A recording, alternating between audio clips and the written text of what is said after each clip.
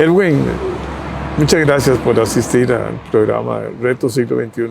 Muchas gracias por la invitación, don Jorge. Es un placer compartir un ratito con usted y con todos sus seguidores. Bueno, no son tantos, pero por lo menos son ciertos influencers que son importantes, ¿verdad? Sí, porque aquí lo que se trata del programa es de crear conciencia sobre los problemas nacionales. Que hay muchos, que cada día hay más.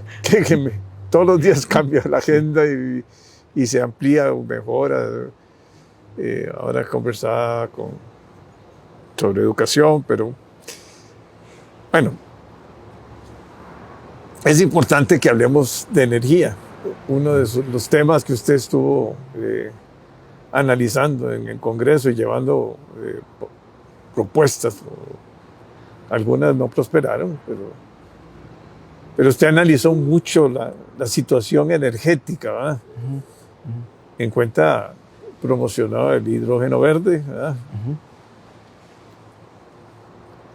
Que tiene sus grandes virtudes, pero tecnológicamente todavía no se ha desarrollado algo que realmente logre sustituir por costos, ¿verdad? Básicamente. Ahora lo vemos.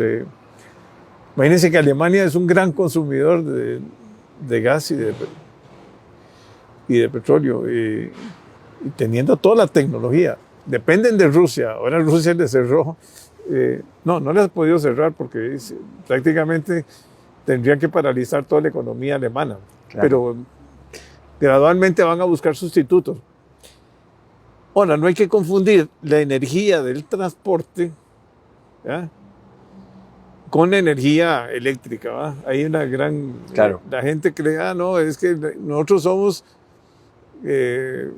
muy verdes, digo yo, no. El 70 y pico % de la energía la gastan los carros. Combustibles fósiles. Combustibles fósiles. Y se llevará varias décadas para que puedan ir mejorando la tecnología, aunque el primer paso es la energía eléctrica, ¿va?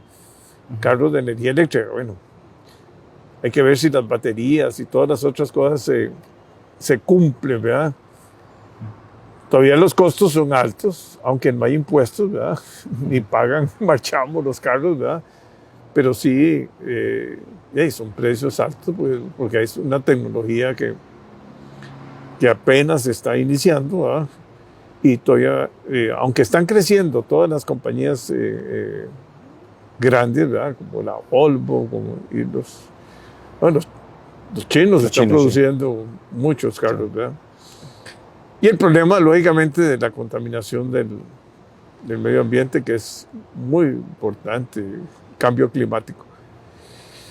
Pero un cambio climático que complicado para un país como el nuestro, ¿verdad?, donde para todo necesitamos el carro o el bus. Pero los buses tampoco son así como que usan combustibles que para mí debieran comenzar con los buses, ¿verdad? Sí. Debieran de usar combustibles o que sean eléctricos, ¿verdad?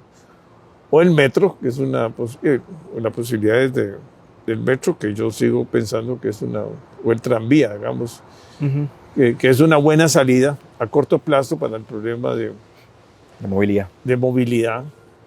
Pero es que la planificación urbana nuestra es terrible, ¿verdad? O sea, hacemos urbanizaciones por todos lados, casitas aisladas. También es una forma de vivir del costarricense, pero ya ahora no se puede. Claro. Bueno, vamos a ver, desde la evolución del mundo y desde que empezamos a utilizar, digamos, o que el mundo empezó a utilizar el aceite de ballena, y después pasó a leña, y después pasó a carbón, y después pasó a combustibles fósiles, y parece que ha hecho alguna escala en gas natural para intentar ya migrar, digamos, de forma un poco más definitiva hacia hidrógeno, y después a hidrógeno verde. Toda esa evolución, los países que han desarrollado esas actividades económicas les ha ido bien, digamos, en su lógica productiva económica. Y es por eso que a mí me llamaba muchísimo la atención, y me llamó en estos 4 años anteriores que estuve en la Asamblea Legislativa, el tema, porque y aplica para casi todos, pero nuestro modelo, el modelo construido por los abuelos y por los padres, ya está a punto de agotarse en casi todas las áreas. Es poco lo que nos queda, digamos, de ese modelo construido, y las transformaciones que requiere el país se están haciendo como a pellizcos. Es decir, no nos hemos atrevido como país a realizar, digamos, una transformación real, o una transformación, digamos, completa. Por ejemplo, la tercera ciudad del mundo en tener electricidad, San José, ¿verdad? Del mundo, es decir, antes que un montón de ciudades de Europa. Bueno, qué aventura más grande, digamos, y qué visionarios quienes dijeron, vamos a tener electricidad en San José primero que en muchas ciudades importantes, digamos, de Europa. Bueno, a ese nivel creo que el costarricense está en su ADN preparado para hacerlo. Es por eso que hidrógeno y hidrógeno verde me apasiona muchísimo, y desarrollé un proyecto de ley que quedó en primer debate. Ese proyecto de ley, yo diría que si lo convoca el presidente, mañana, pasado mañana lo aprueban, porque hay consenso para aprobarlo. Entonces, don Jorge, el tema con el hidrógeno verde, que es un tema que me apasionó desde que lo exploré un poco. Y ahora está en primer lugar ahí en las agendas legislativas, ¿no? Sí, el proyecto de ley quedó aprobado en primer debate. Realizó todo, estuvimos muy cerca de poder aprobarlo. Al final, por un día y por reglamento, no se pudo aprobar, pero es una gran oportunidad lo que hay ahí, porque no daña, digamos, ninguna otra actividad. ¿En qué consiste el proyecto? Son incentivos para la producción de hidrógeno. Lo que hice fue tomar algunas leyes exitosas, históricas del país, extraer algunas partes que yo considero que fueron sustanciales, buenas, y poder agregarlo más en algunos otros componentes. Por ejemplo, la ley de incentivos para el desarrollo turístico de los años 80, parece que fue una ley que marcó un antes y un después en el país, a través de incentivos, el desarrollo del turismo. La ley de zonas francas también son incentivos en el desarrollo, genera una cantidad importantísima de empleos.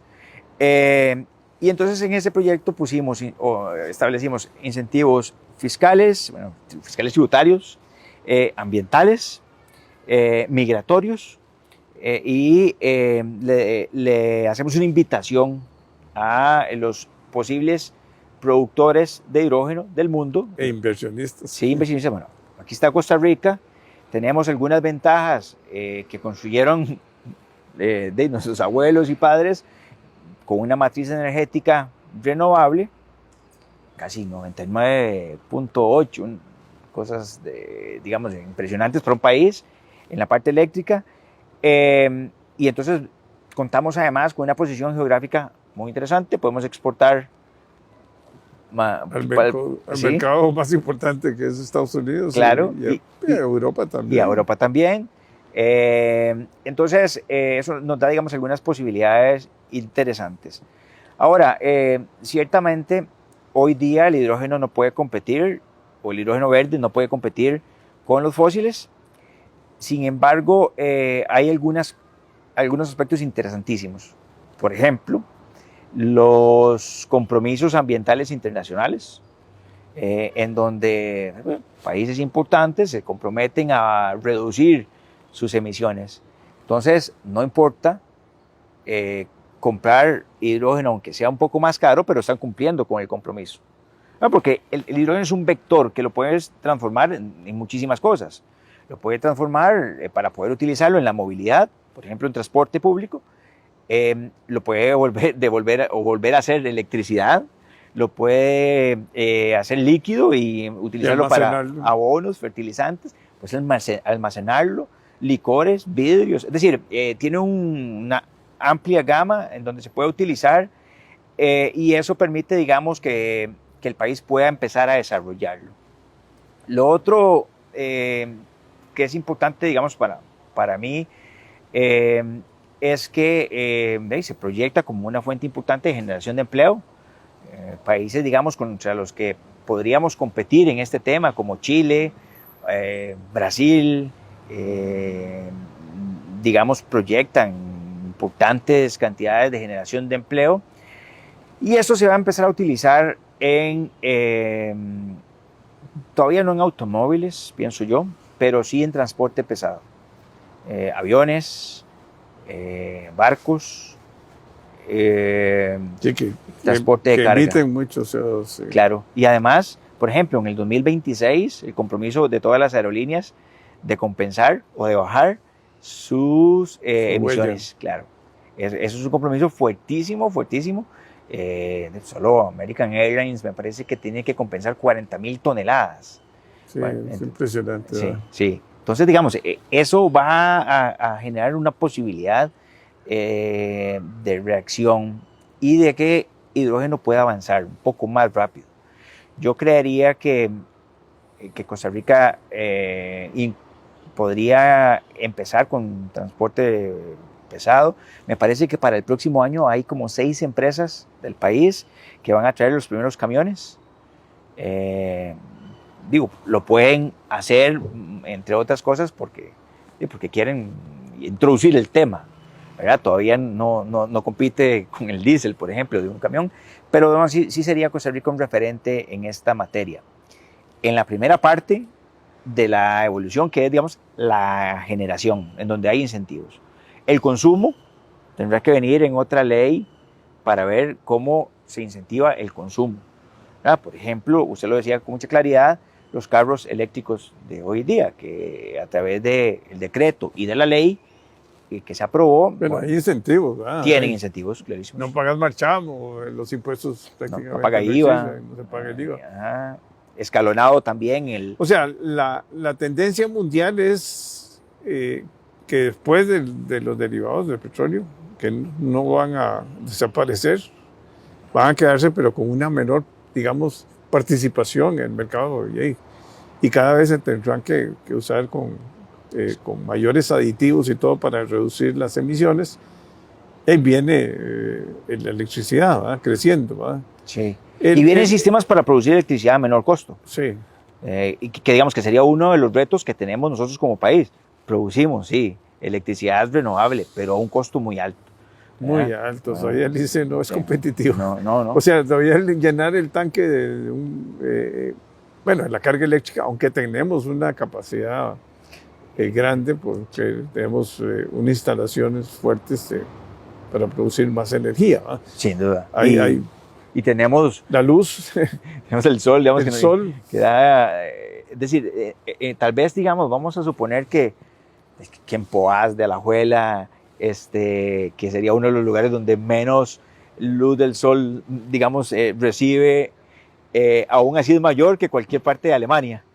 Correcto, y además ahí sí se ha desarrollado mucho la tecnología para lo que es acumular la energía. Y pues ya hay muchas industrias, muchos comercios que están metiendo sus paneles solares para bajar su... Bueno, que fue la otra ley que aprobamos, que la presentamos la exdiputada Paola Valladares y yo, y que fue además, y que era como el piso de esta otra. Recordemos que el ICE y la política pública había establecido, digamos, un 15% por circuito. El país se divide en circuitos, por zonas. Entonces, por ejemplo, decían, bueno, aquí donde estamos, en Santana, si una empresa grande lograba poner paneles solares con una inversión fuerte, los demás ya no podían porque solo permitían un 15%. Del total, digamos. Sí, de la capacidad del circuito. Sí. Entonces, no, ¿por qué eso? Porque le quitaban clientes. Por supuesto, pero tenemos que avanzar como para ser un país más competitivo. Claro. Y entonces presentamos el proyecto para generación distribuida y recursos distribuidos. Entonces, no, y ese es el mundo. Es totalmente. O sea, ya en Europa ya los paneles A veces abaratan más porque los chinos comenzaron a producir masivamente también, ¿verdad? Sí, bueno, en este proyecto pusimos, y que eso es importante, las certificaciones de calidad. Ajá. Es decir, también el país no se puede llenar de basura, ¿verdad? Ahí hay un nivel que hay que conservar y que vengan las certificaciones y le digan, bueno, puede ser que este sea un poco más costoso, pero porque es de buena calidad, ¿verdad? No es llenarlo por llenarlo.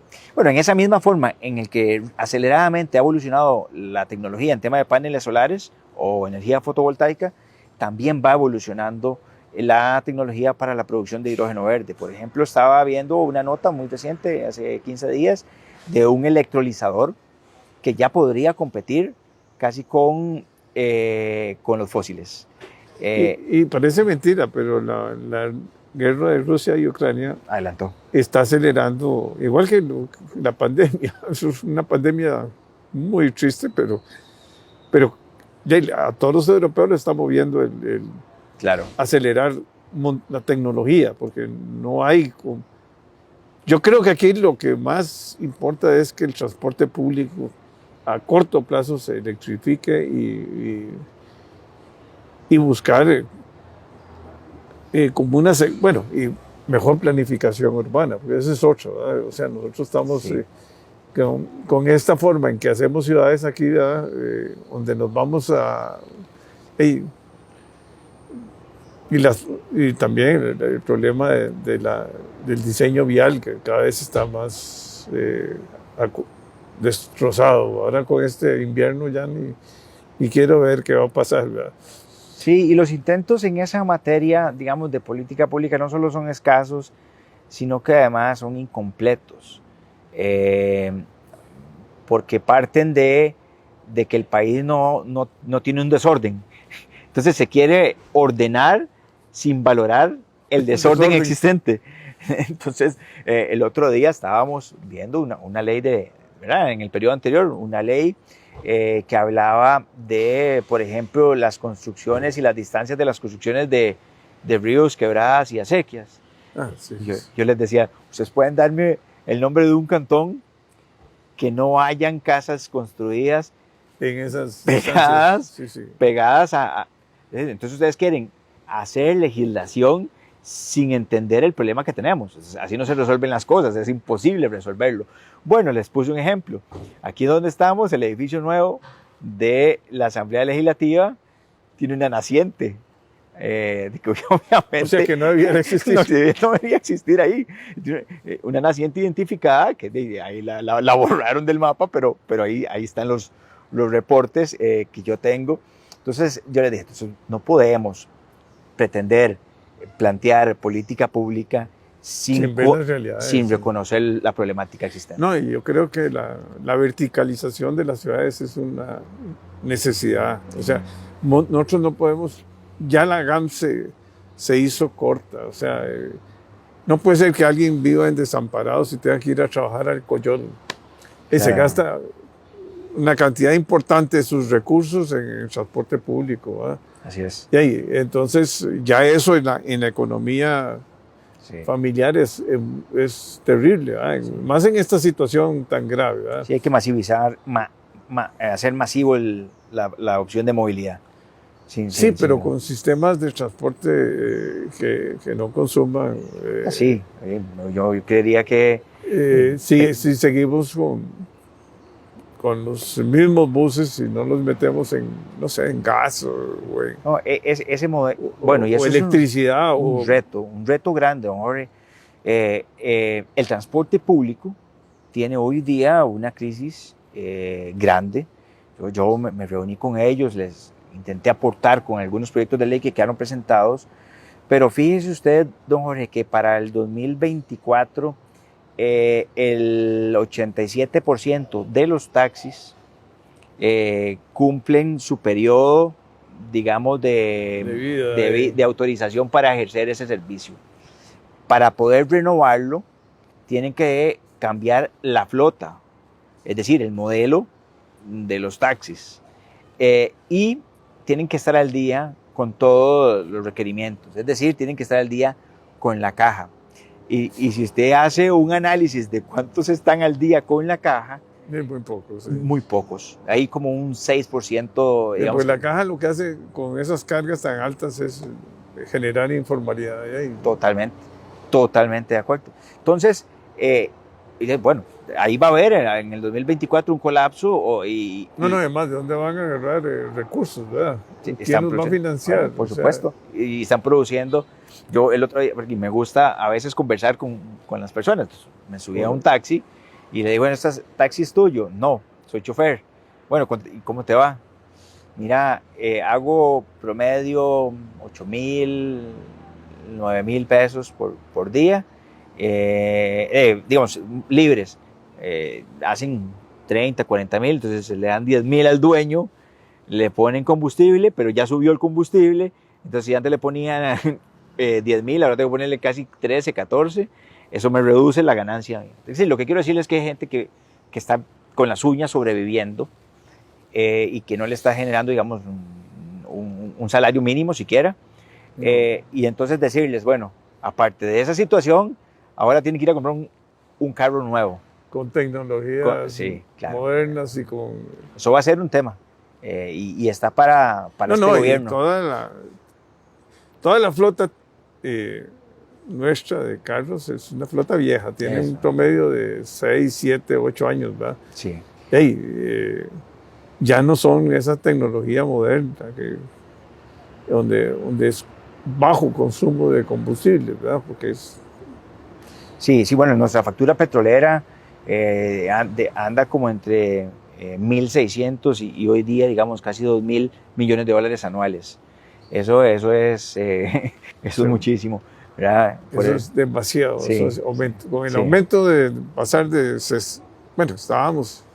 En la pandemia era ridículo el costo del combustible, pero ya en 100, 110 dólares el barril ya es muchísimo. No, está afectando insostenible. Todo el mundo. Imagínense la industria turística. Claro. El transporte aéreo caro, alquilar un carro caro. Todo. Y todo va a aumentar. Y va en cadena. Y esto está en cadena, sí. También, digamos, uno lo ve solo en el tema de diésel y gasolina, pero hay que ver el costo de los fertilizantes. Todos son derivados de petróleo. El costo de los fertilizantes hoy día es improductivo la agricultura. Ese es el problema más serio, y es la comida. Y la comida. Nosotros somos grandes exportadores de... Sí. Para el 2050 se proyectan de hambrunas grandes, digamos, escasez de alimentos. Sí, trigo, maíz. Bueno, ya trigo tiene problemas, ¿verdad? India cerró por las exportaciones. Y porque primero somos nosotros, ¿verdad? Claro, hay seguridad alimentaria. Sí, y ahí es el trigo, que es todo, ¿verdad? Todo, exactamente. Y el problema de Ucrania es serio, el problema de Rusia es serio. No hay salida sencilla, ¿verdad? No viene, pero vamos a ver, me gusta. Pero va a generar cambios importantes. Exactamente. Es que son oportunidades también que se le abren a Costa Rica. Exactamente. Como en toda guerra, siempre hay ganadores y perdedores. Sí, el que vende armas está lleno de felicidad. Y como en toda guerra, hay muchas transformaciones. También, serio. Sí, entonces, digamos, el país, si lograra trazar, digamos, entre todas las organizaciones políticas existentes o partidos políticos, o entre todas las visiones políticas, ahora no sé si todos son partidos políticos, pero digamos, entre todas las visiones políticas, si lográramos construir una visión que de largo plazo. que se pueda sostener en el tiempo, que digamos, bueno, que en energías queremos esto y esto para 50 años. Estas son las metas que hay que cumplir. En movilidad, en vivienda, en generación, etcétera. Entonces, podríamos aprovechar muchísimo la situación, digamos, mundial, que la tenemos de rebote, pero que no la estamos viviendo, gracias a Dios, de forma directa. Pero ya los indirectos son muy fuertes. Sí, porque dependemos mucho. Unos se comen la piña y otros nos duele la panza, pero siempre ha sido así. Pero creo que, digamos, que sí tenemos capacidad para poder, digamos, generar nuevas alternativas. Y reinventarlos. Totalmente. Yo andaba en San Carlos la semana antepasada que me invitaron a una zona franca que están desarrollando ya, digamos, a partir de la ley de proyección de zonas francas o incentivos para zonas francas fuera del GAM, y ya están produciendo fertilizantes medidos al mismo nivel que los tradicionales, pero vienen de elementos orgánicos. Entonces eso desechos de sí, me complace muchísimo. Piña, bueno, tienen de todo viene. Tienen una fábrica de grillos en otro espacio. Yo me quedé, digo, una fábrica de grillos. Sí, se trituran y se exportan. Son muy proteínicos. Bueno, todo Viva la innovación. Viva, exactamente. Y ahí podemos sacar mucho provecho. El tico, si se pone de acuerdo, es ingenioso. Es nuestra cultura. No, en San Carlos hay fincas en que ya están el ciclo completo. Total. O sea, no requieren ya fertilizantes, la energía la pueden manejar, en fin, muy interesante. Sí. Bueno, Erwin, vamos a volver a hablar. Sí, me encantaría. Muchas gracias por la invitación. Es una excelente oportunidad de ver otra visión. Sí. Que es lo que se trata de educar al costarricense en muchas cosas. Muy bien, pues aquí encantado, de todas maneras es un espacio muy agradable para venir. Sí, gracias. Bien.